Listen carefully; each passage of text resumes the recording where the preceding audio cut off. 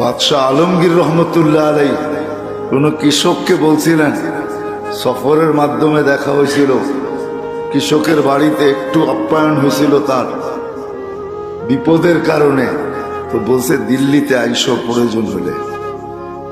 তো আইসা দেখে জিজ্ঞাসা করছে বাদশাহ আলমগীর কোথায়? কয় জামে মসজিদের ভিতরে।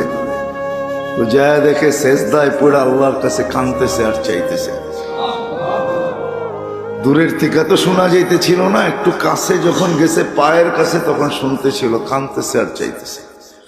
একটা মানুষ আসছে আবার চলে যায়, বাদশাহ সেজদের থেকে উঠে ডাকছে, আয় কেন আসছিলে? কয় সমস্যার সমাধান হয়ে গেছে। কয় শুনলামই তো না, সমাধান হইল কোত্থেকা? কয় যখন দেখলাম আপনার মতো বাদশাহী আরেকজনের কাছে চোখের পানি জড়ায়া চাইতেছেন, তো আপনার